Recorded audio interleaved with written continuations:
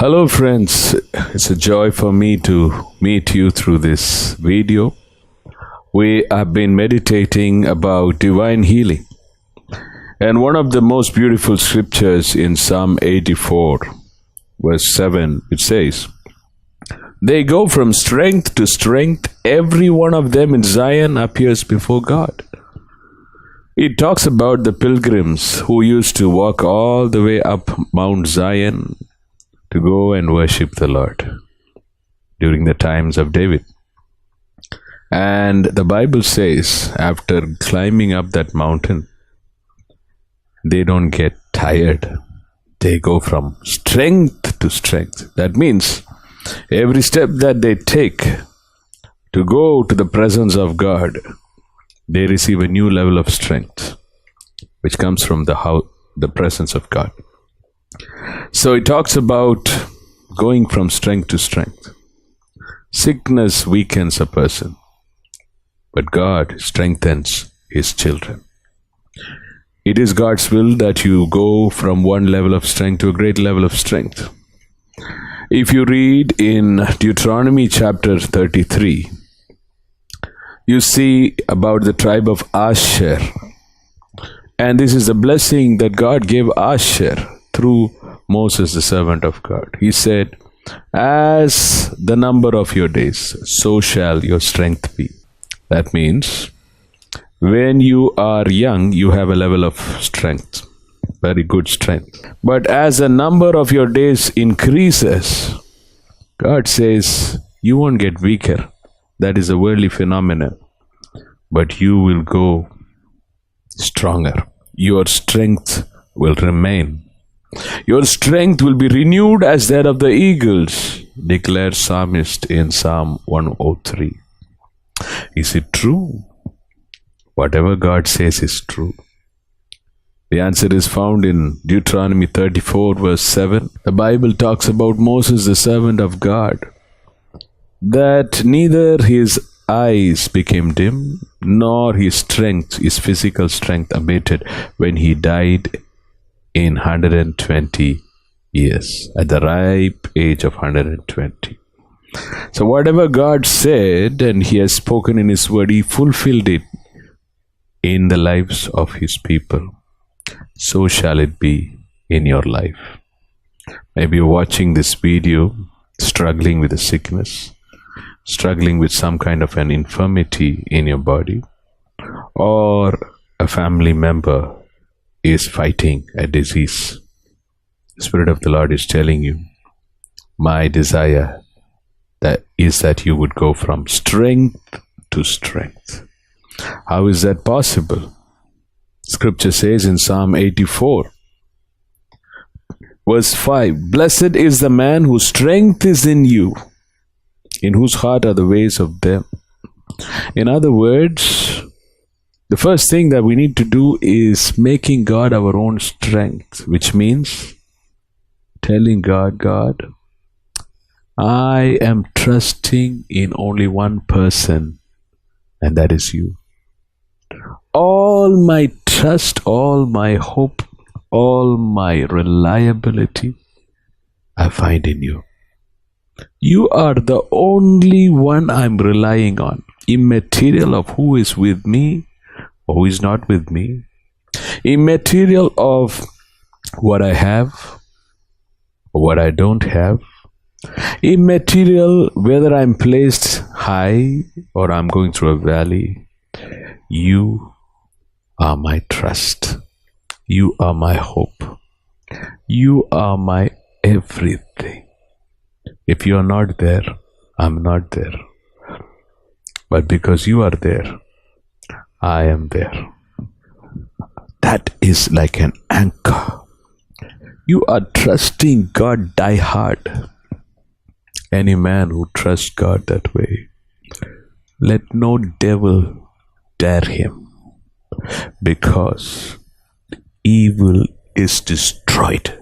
Because before such a trust on the living God. Psalm 125 talks about that. Those who trust in the Lord are like Mount Zion, which will never be moved. No evil shall dare and succeed a man whose trust is in the Lord. So make a decision to completely surrender. Tell the Lord, Lord, it's not what I think, it's not my opinion, it's not how I want to do things, it's not about how others want to do things in my life. No, it's not my strength, my ability, it's not my wisdom or knowledge. It is you. I trust in you. And the next thing is Psalm 34:13. It talks about after you trust in the Lord, that you guard your tongue. Keep your tongue from evil and your lips from speaking guile. It's so very important. Many times, many Christians, they're careless about their words. They speak words of failure, speak words of negativity, speak words of hopelessness. That's because their trust is not completely in God. When God is all that you trust, there will never be a time you will be hopeless. 1 Samuel 30 verse 8, David lost everything, but the Bible says he encouraged himself in the Lord. And then it says in verse 19, and David recovered all. No matter how much you've lost, trusting in God keeps you in the place of hope and being hopeful. And it's not empty hope, it's hope that produces results. You shall recover all in the name of Jesus. So keeping the tongue from words of unbelief, words of hopelessness, words of negativity, speaking life, speaking words of faith. Where do you find faith? In the promises of God. Speaking words of gratitude. Where do you find gratitude? When you look at how much God has done, small and big, all through the past. You cannot be silent. And when you speak words of faith and words of gratitude, be grateful to God. God's going to give you His strength. And you're going to go from strength to strength. I want to pray with you right now.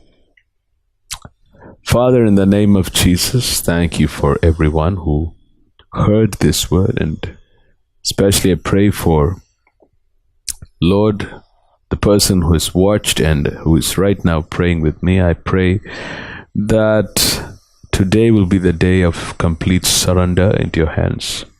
I pray that you will fill that child of yours with new hope, because you have never run out of hope. You are the source of hope, source of life. I pray that new hope and new life come into action in the lives of your children. I pray against whatever sickness, whatever disease that they're fighting today. Let it be uprooted in the name of Jesus. Send forth your healing right now. As your word says, He sent His word and healed them. So shall it be for your children now.